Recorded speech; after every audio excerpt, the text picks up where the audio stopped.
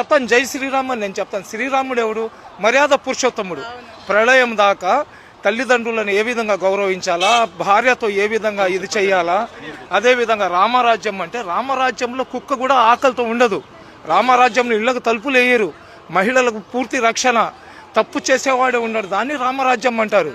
శ్రీరామచంద్రుడు కేవలం హిందువులకే కాదు, వాళ్ళ పేటెంట్ కాదు. శ్రీరామచంద్రుడు సృష్టిలో ఉన్న ప్రతి ఒక్కరికి ఆరాధించదగ్గ వ్యక్తి అతను. అదేవిధంగా ఎవరైతే మన పరమశివుడు దేవాది దేవుడు అంటారు, శివుడికి దేవాది దేవుడు అంటారు. రాక్షసులకు అదేవిధంగా దేవుళ్లకు యుద్ధం జరిగినప్పుడు రాక్షసుల వైపు అమృతము, అదేవిధంగా దేవుళ్ల వైపు విషం వచ్చినప్పుడు ఆ విషాన్ని అతను తాగేసి రాక్షసులను సంహరించి అమృతాన్ని దేవుళ్ళకి ఇచ్చినాడు. కాబట్టి అతనికి దేవుళ్లకు దేవుడు దేవాది దేవుడు అంటారు. పరమశివుడు కూడా తపస్సు చేస్తాడు. అతను తపస్సు ఎవరికి చేస్తాడు? ఏకేశ్వరుడికి చేస్తాడు. ఆ ఏకేశ్వరుడినే మనం అందరం వాళ్ళ బిడ్డలమే.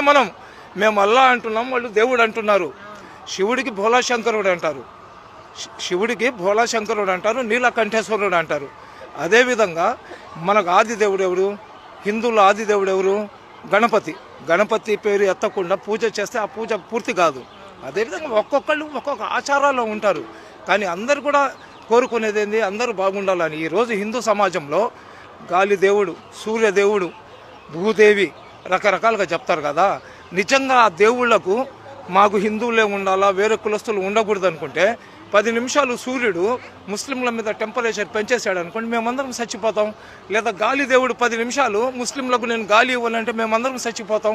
ఇవన్నీ ఏంటంటే పొట్టలు పెంచుకోవడానికి మా బోటి వాళ్ళు, సాధులు, సంతులు ఏంటంటే రెచ్చగొట్టారనుకోండి జనాలు డిస్టర్బ్ అవుతారని. అలాంటిది ఏం ఉండదండి.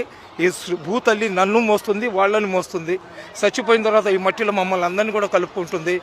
ఈ దేవుళ్ళకు లేని వివక్షత ప్రజలకు ఎందుకండి? దేవుళ్ళకు లేని వివక్షత ప్రజలకు ఎందుకు?